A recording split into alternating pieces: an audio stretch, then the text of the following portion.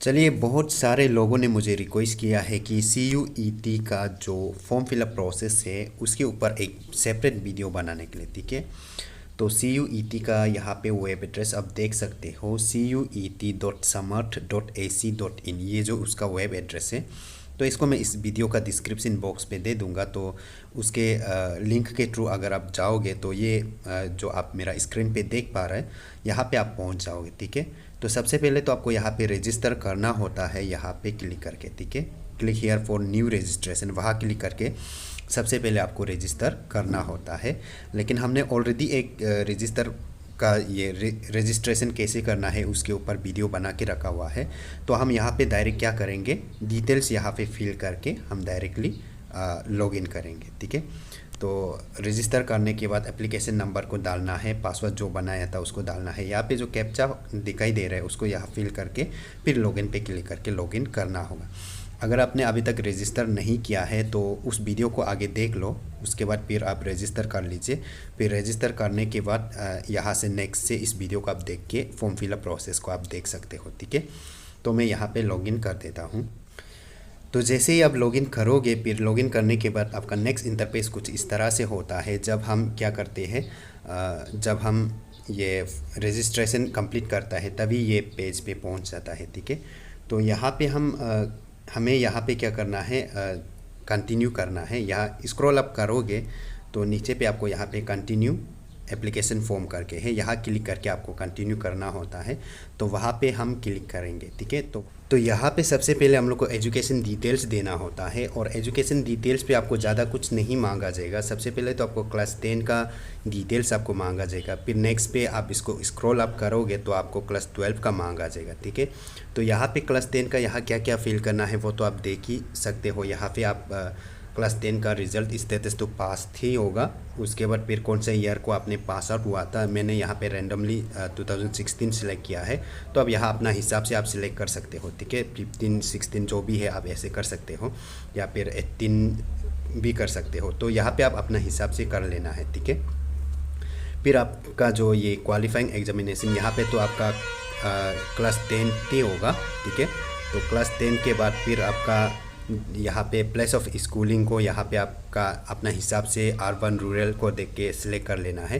फिर type of school में आपको यहाँ पे आपका स्कूल का टाइप क्या था, गवर्नमेंट स्कूल था या क्या था। तो यहाँ पे मेरा गवर्नमेंट स्कूल था, तो मैं यहाँ पे गवर्नमेंट स्कूल सिलेक्ट करूँगा। ठीक है, फिर कौन सा कंट्री पे आपका एग्जामिनेशन कंट्री है, वो यहाँ पे इंडिया ही होगा। ठीक है, तो बाहर पे भी कोई कोई करता है। फिर यहाँ पे आप अपना स्टेट को सिलेक्ट करना है, कौन सा कंट्री का, कौन सा स्टेट का, कौन से डिस्ट्रिक्ट का क्लास 10 को आपने किया था उसको यहाँ सिलेक्ट करना है। ठीक है, वो सारा चीज़ यहाँ पे आप अपना हिसाब से देख के कर लेना है। ठीक है, तो यहाँ पे ज़्यादा कुछ कन्फ्यूजन चीज़ नहीं है। और यहाँ पे बोर्ड का नाम पे किसी किसी का यहाँ पे क्या होता है, सेंटर बोर्ड होता है, किसी किसी का स्टेट बोर्ड होता है, जैसे कि बिहार बोर्ड, यूपी बोर्ड ऐसे करके होता है। तो हम लोग का अरुणाचल प्रदेश का यहाँ पे क्या करना है, central board of secondary education को सिलेक्ट करना है। तो यहाँ पे CBSE का एक यहाँ पे इंटरनेशनल वाला है, और यहाँ पे सिंपल CBSE एक है। तो हम लोग अरुणाचल वाला क्या करना है, ये सिंपल CBSE वाला को सिलेक्ट कर लेना है। ठीक है, उसके बाद आपको यहाँ पे फिर से स्कूल का नाम देना है, उसके बाद उसका पिन कोड देना है, फिर आपका क्लास 10 पे जो रोल नंबर था वो CBSE रोल नंबर देना है, फिर आपका ग्रेड सिस्टम था या परसेंटेज था वो देना है। उसके बाद नीचे पे आपको मैक्सिमम एंड ऑब्टेन मार्क्स वगैरह और आपका परसेंटेज ऑटोमेटिकली आ जाएगा। ठीक है, तो ऐसे करने के बाद नेक्स्ट पे आपको यहाँ पे क्लास 12 का देना होगा। ठीक है, तो क्लास 12 का यहाँ पे रिजल्ट स्टेटस पे अगर आपने ऑलरेडी क्लास 12 पास आउट होके रखा हुआ है तो यहाँ पे आप डायरेक्ट क्या करोगे, पास को सिलेक्ट करोगे। अगर आप अभी इसका एग्ज़ाम देने जा रहे हैं या फिर दिया है, रिजल्ट नहीं निकला है, ऐसे कुछ होने से आप इसको अपेयरिंग डालेगा। ठीक है, तो अपेयरिंग डालने से तो पासिंग ईयर को यहाँ पे आपको क्या करना है, 2022 ही रहने देना है। इनकेस आप ऑलरेडी पास आउट हो चुका है तो कौन सा ईयर में पास आउट हुआ था उसको यहाँ सिलेक्ट करना है। फिर नेक्स्ट पे आपका यहाँ पे क्वालिफाइंग एग्जामिनेशन में क्लास 12 रहेगा। फिर यहाँ पे अर्बन रूरल अपना हिसाब से कर लेना है। फिर यहाँ पे आपको गवर्नमेंट स्कूल से आपने किया या फिर क्या से किया वो यहाँ पे सिलेक्ट करना है। मेरा गवर्नमेंट स्कूल था तो मैं यहाँ पे गवर्नमेंट स्कूल करूँगा। फिर आपका स्कूल जो क्लास 12 जो कौन सा कंट्री पे, कौन सा स्टेट का, वो सारा चीज़ यहाँ पे कर लेना है। फिर उसके बाद कौन से डिस्ट्रिक्ट में उसको भी यहाँ पे आप सिलेक्ट कर लेना है, ठीक है। तो वो सारा चीज़ यहाँ पे आप कर लेने के बाद फिर जैसे ही आप क्लास 10 का डिटेल्स भरा गया था वैसे ही यहाँ पे सेम टू सेम होगा। उसके बाद यहाँ पे फिर से वोट पे अपना हिसाब से कर लेना है, ठीक है। उसके बाद कौन सा स्कूल वो आप फुल दे सकते हो, स्कूल का नाम को फुल भी दे सकते हो या शॉर्टकट भी दे सकते हो, वो आप अपना हिसाब से करना है। फिर यहाँ पे स्कूल का पिन, उसके बाद आपका क्लास 12 का CBSE रोल नंबर यहाँ डालना है। तो इनकेस आप ऑलरेडी क्लास 12 पास आउट हो रखा है बोलने से आपको यहाँ पे फिर परसेंटेज वगैरह आपको डालना होगा, तो वो आप देख के कर लीजिए। तो यहाँ पे मैं अपेयरिंग वाला के लिए स्पेशली सोच के ये वीडियो बना रहा है, ठीक है। उसके बाद आपको नेक्स्ट पे बस सेव पे क्लिक करके आगे प्रोसीड कर देना है, ठीक है। तो जैसे ही आप सेव पे क्लिक करोगे फिर यहाँ पे आपका प्रीव्यू होगा, फिर आपको नेक्स्ट पे नीचे पे आपको यहाँ पे प्रोसीड टू नेक्स्ट सेक्शन होगा, तो यहाँ पे आपको क्लिक करके नेक्स्ट सेक्शन पे चला जाना है, ठीक है। तो यहाँ पे आपका यूनिवर्सिटी एंड प्रोग्रामिंग का सिलेक्शन प्रोसेस आएगा।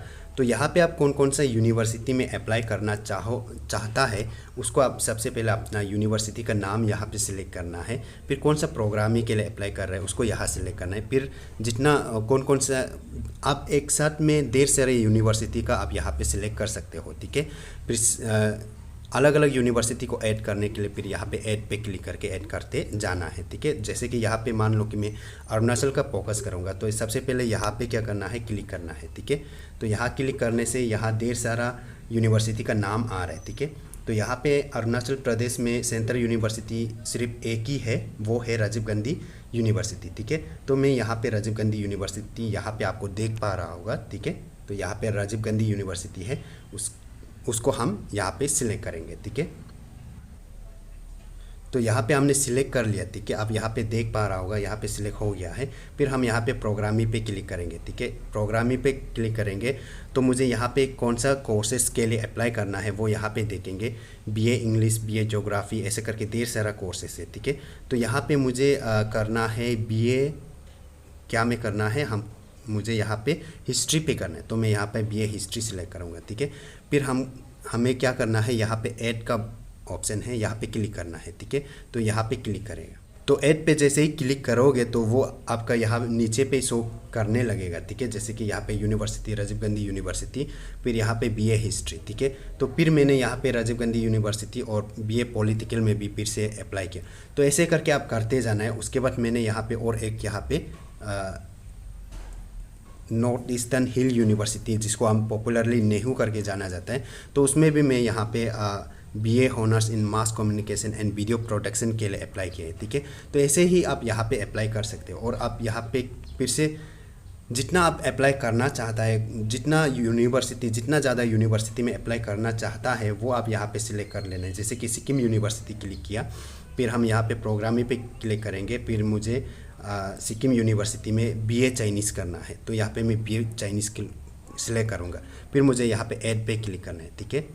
तो जैसे ही हम ऐड पे क्लिक करेंगे तो ये जो है कि नीचे पे शो करते जाएगा, ठीक है। यहाँ पे आप देख सकते हो यूनिवर्सिटी का नाम, फिर यहाँ पे प्रोग्रामिंग का नाम, ठीक है।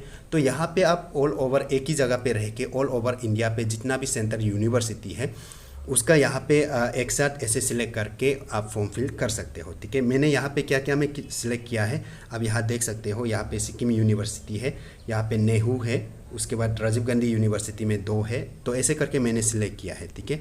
तो ऐसे सिलेक्ट करने के बाद यहाँ पे आपको नीचे पे यूनिवर्सिटी / प्रोग्रामिंग सिलेक्शन प्रीव्यू यहाँ क्लिक करना है, ठीक है। वहाँ जैसे ही आप क्लिक करोगे तो ये एक प्रीव्यू आपको शो किया जाएगा। तो इसको आप स्क्रॉल आप करना है। तो इनकेस आपको फिर से और ऐड करना है बोलने से तो आप यहाँ पे अपडेट प्रोग्रामिंग फॉर्म इसमें क्लिक करके फिर से आप ऐड कर सकते हो। अगर नहीं करना है तो आप डायरेक्टली यहाँ पे प्रोसीड टू नेक्स्ट सेक्शन पे क्लिक करके आगे प्रोसीड कर देना है, ठीक है। तो उसमें जैसे ही क्लिक करोगे तो आपका नेक्स्ट यहाँ पे टेस्ट पेपर और सब्जेक्ट सिलेक्शन का आ जाएगा, ठीक है। तो यहाँ पे कुछ नोट्स दिया गया है, तो इस चीज़ को आप अच्छा से पढ़ लीजिए, ठीक है। तो इस चीज़ को अच्छा से यहाँ पे पढ़ लेना है। पढ़ लेने के बाद फिर यहाँ पे आपको 2 स्लॉट का हिसाब से किया जाएगा, ठीक है। तो फर्स्ट स्लॉट पे आपको मैक्सिमम 4 टेस्ट होगा, उसके बाद सेकेंड स्लॉट पे मैक्सिमम 5 टेस्ट होगा, ठीक है। तो फर्स्ट स्लॉट पे आपका क्या है 3 सेक्शन पे बांटा जाएगा, पहला सेक्शन जो है कि आपका एक लैंग्वेज पेपर आपको सिलेक्ट करना है। दूसरा सेक्शन में आपको 2 डोमेन स्पेसिफिक सब्जेक्ट सिलेक्ट करना है। स्पेसिफिक सब्जेक्ट मीन्स कि जैसे कि पोल साइंस, हिस्ट्री, ज्योग्राफी, ये सब होता है, उसको हम डोमेन सब्जेक्ट करके यहाँ पे बोलेंगे, ठीक है।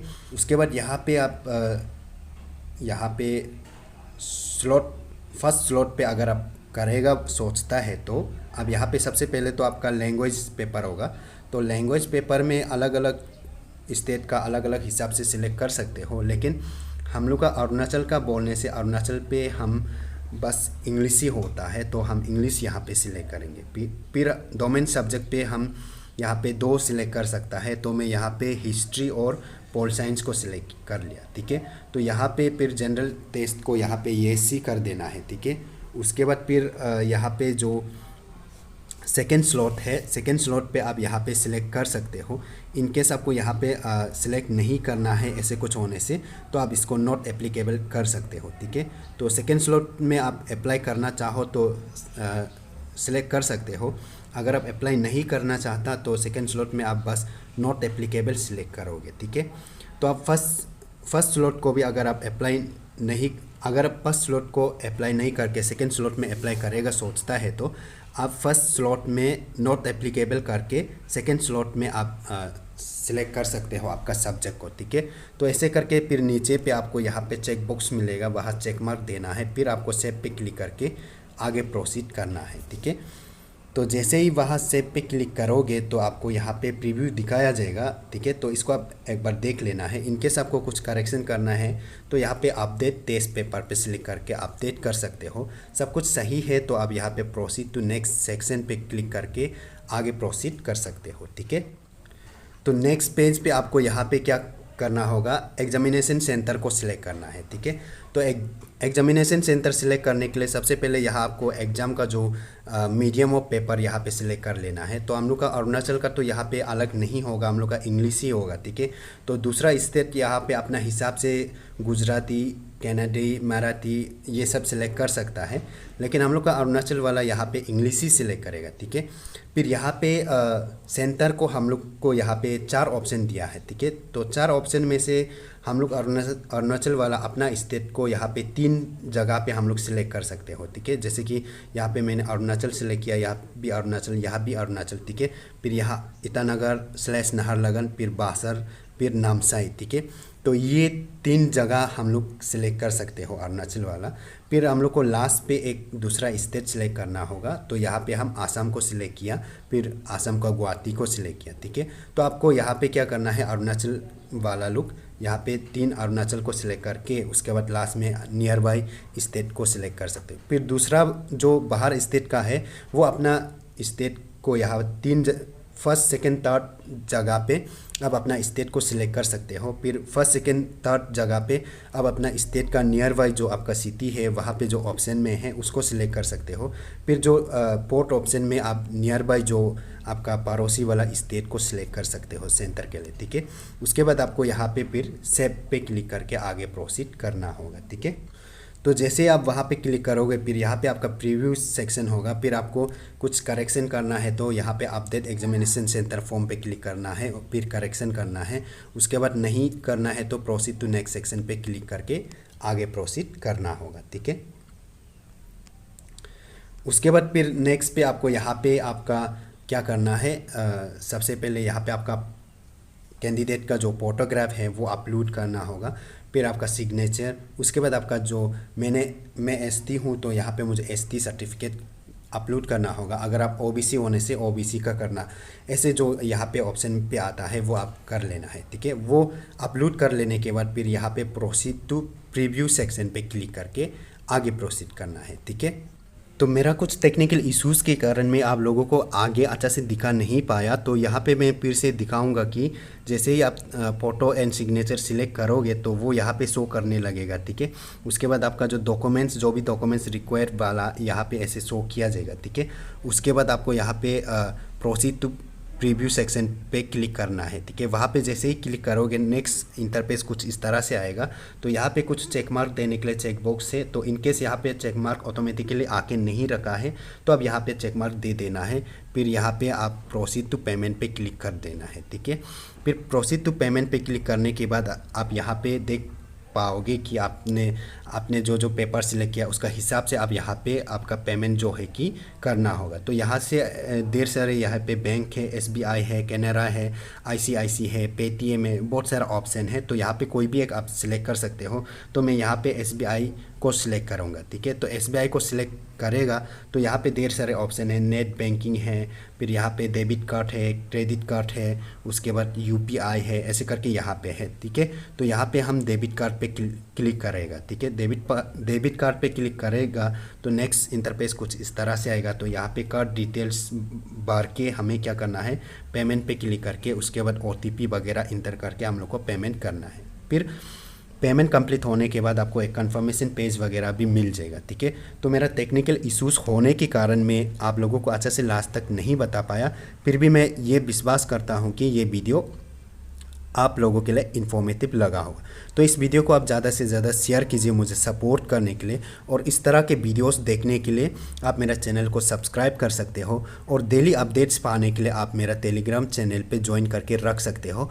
और आप मुझे पर्सनली बात करने के लिए मैसेज करने के लिए आप मुझे इंस्टाग्राम पे मैसेज कर सकते हो, ठीक है। तो इस वीडियो को आप ज़्यादा से ज़्यादा शेयर कीजिए। आई होप कि ये वीडियो आप सभी के लिए इन्फॉर्मेटिव लगा हो।